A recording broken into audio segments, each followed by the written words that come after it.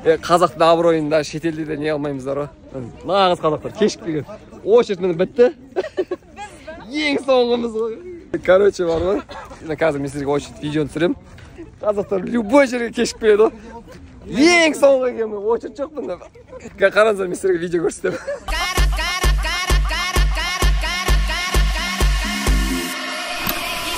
Мен сіздерге әлемдегі қазір ең үлкен очередьтардың бірін көрсетейін ба? Ол iPhone-ға емес. Мен қазір Медина қаласында тұрмын. Бұл жақта Құран баспаханасы бар. Және осы Құран кітабын алу үшін елдер кезекке тұрады. Таңғы сағат 6:30-нан бастап. Сол сіздерге очередьті көрсетейін сіздерге. Бұл қараңыздар, бір қуаныштылық.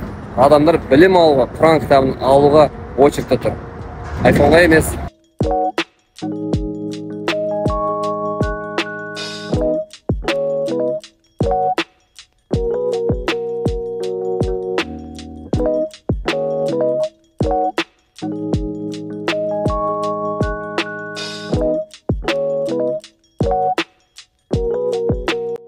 Міне, ол кезектің ең соңына келіп тұрдым. Қараңыздар, алдымда білмеймін бірнеше километр. Және де жаңа да топтар келіп қосылып жатыр. Және де бұл әлемдегі ең үлкен кезектердің бірі деп айтсақ болады. Еще бұл iPhone-ға емес, бұл Құран кітапқа очередь. Ал сіздер достар, әлемдегі ең үлкен қандай кезектерді білесіздер? Білсеңіздер, комментарийға жазып кетіңіздер. Сонымен бұл Король Фахд атындағы қасиетті Құран шығаратын ең үлкен комплекс. Оның жалпы аумағы 250 мың шаршы метрді құрайды. 1982 жылдан бері жалпы 300 миллион кітап шығарған.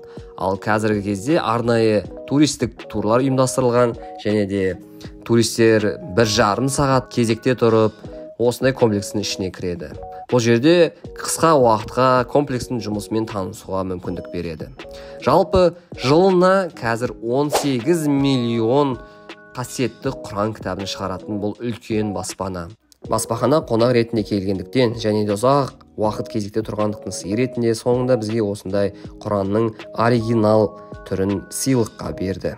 Енді бұл кітап полкада жатпай, ең көп оқылатын кітап болуды Алла нәсіп етсін.